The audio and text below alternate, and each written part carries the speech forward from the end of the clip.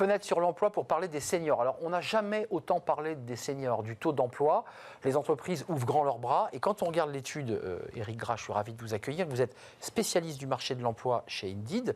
Quand on regarde l'étude et votre communiqué, en fait, sur le papier, tout le monde en veut. Dans les faits, c'est pas si simple en fait. Ça marche pas si bien que ça. Donc, dans les mots, on veut des seniors.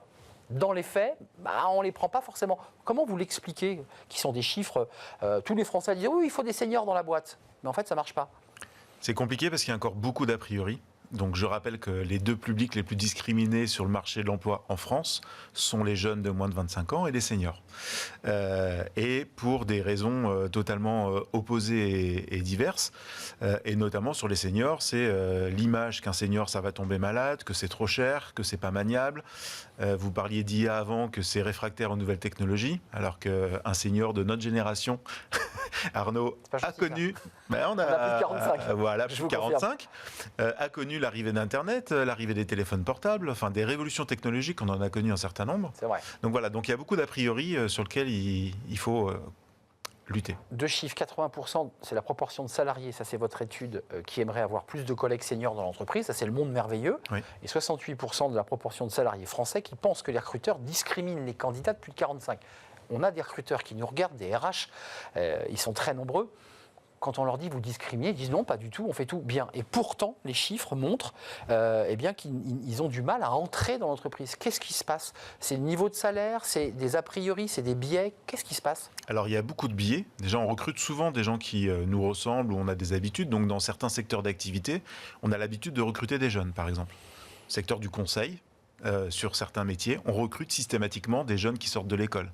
Sur un certain niveau d'ingénieur, on fait exactement la même chose. Donc ça ne veut pas dire qu'il faut recruter des seniors à la place des jeunes, ça veut dire qu'il faut se baser sur les compétences, parfois même arrêter de recruter sur le diplôme, parce que l'offre d'emploi, par définition, est parfois discriminatoire. Quand vous demandez, pour certains types de métiers, un niveau Bac plus 4, Bac plus 5, ceux qui ont 50 ans aujourd'hui, ne pouvaient pas avoir de bac plus 4 ou bac plus 5 à l'époque. Exact. Ils se sont faits à l'intérieur de leur entreprise. Exactement. Bien sûr. Donc il y a des discriminations involontaires souvent. Ils ne rentrent pas dans les cases. Voilà. L'inclusion, le fait qu'on ne se projette pas dans une entreprise où il n'y a pas non plus de seniors, donc on se dit ça va être compliqué sur ce poste-là de recruter quelqu'un qui a 50 ans ou plus.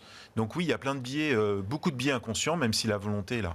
La NDRH propose un senior, une solution, elle n'a pas réellement encore abouti, on verra avec la nouvelle ministre du Travail.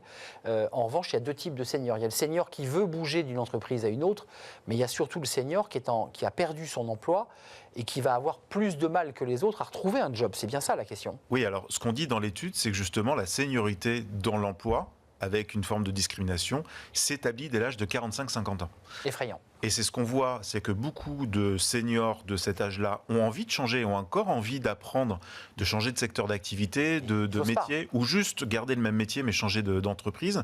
Et ils savent très bien que la prise de risque, elle est énorme, parce que dans les taux de retour sur leur réponse à candidature, ça s'effondre très fortement à partir de cet âge-là. Et puis il y a le maintien à l'emploi des seniors, qui est une autre question, où en effet, les entreprises françaises ne sont pas spécialement mauvais élèves sur le sujet, parce qu'on a quand même un pourcentage de seniors qui sont maintenus dans l'emploi qui reste élevé. La difficulté majeure, c'est retrouver un emploi ou changer d'emploi après 45-50 ans. Un dernier mot, le taux d'emploi des seniors, on le compare toujours à l'Allemagne, il a progressé tout de même, il faut le préciser. Oui. On n'a pas reculé, on a progressé, mais on reste encore assez loin du taux d'emploi allemand. Oui, c'est la culture, c'est ce qu'on disait, la culture d'avoir des seniors dans les entreprises, et notamment dans certains secteurs d'activité. Il y a des secteurs d'activité où il y a énormément de seniors, ils sont largement représentés, et d'autres où il y a une très très forte sous-représentation. À condition de ne pas tomber dans le travers américain. De discrimination positive. Le quota, où le senior fait 3 jobs en même temps après 70 ans. Enfin, il y a aussi cette question qui peut être posée. On parle bien d'emploi CDI, accompagné jusqu'au départ à la retraite. Ouais. Merci Éric Gras de nous avoir éclairé sur cette étude qui est passionnante, étude Indeed sur les seniors, le rapport à l'emploi, et parfois un peu la communication autour du sujet. Merci de nous avoir rendu visite, merci à vous, merci de votre fidélité, évidemment, merci pour vos messages et tous les relais sur les réseaux sociaux. Je vous dis à très très bientôt pour une nouvelle aventure. Merci à l'équipe, Xavier à la réalisation, Héloïse au son et Nicolas Juchac, que je ne veux pas oublier, nous sommes très en retard. Bye bye.